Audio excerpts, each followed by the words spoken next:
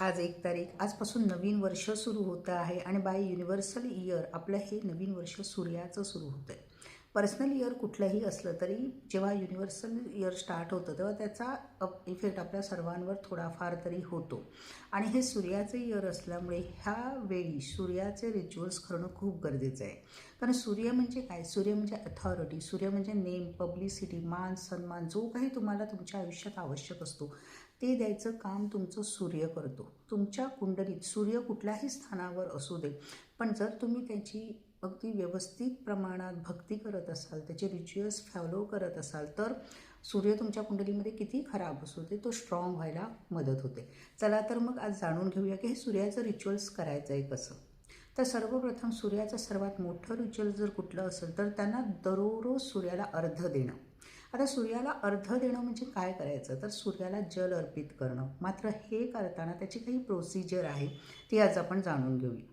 सूर्याला अर्घ्य देताना पहिलं तांब्याचा लोटा घेऊन त्याच्यामध्ये 1 चिमटी अख्खा तांदूळ, 1 चिमटी साखर, 1 चिमटी पिंजर आणि जर अवेलेबल होणारं असेल तर एखादं लाल फूल त्यामध्ये ठेवावं आणि सूर्योदयाची वेळ गुगलवर सर्च करावी. कारण सूर्योदयाची वेळ पाळणं हा ह्या रिच्युअलचा सगळ्यात मोठा इम्पॉर्टंट भाग आहे.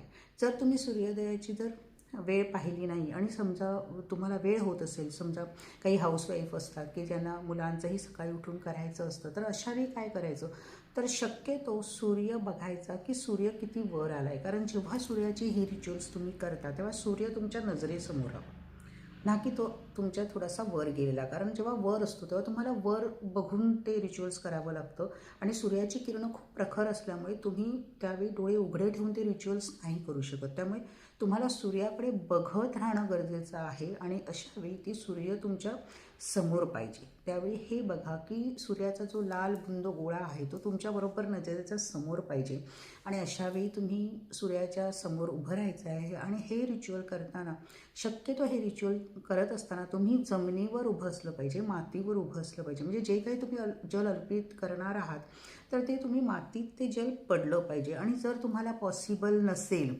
आणि जर तुम्ही एखाद्या फ्लॅटमध्ये राहत असाल तर अशावेळी तुम्ही काय करायचं आहे, तर समोर एक कुंडी ठेवायची. तुमच्या टेरेसवर म्हणा किंवा तुमच्या बाल्कनीमध्ये म्हणा, एक कुंडी तुम्ही ती ठेवायची आहे, जेणेकरून जे तुम्ही जल अर्पित करणार आहात ते कुंडीमध्ये पडेल आणि त्या मातीमध्ये पडेल. तर त्याच्यासाठी तुम्ही त्या कुंडीच्या समोर उभं राहायचं आहे. आणि जर जमिनीवर असेल तर बेस्टच आहे.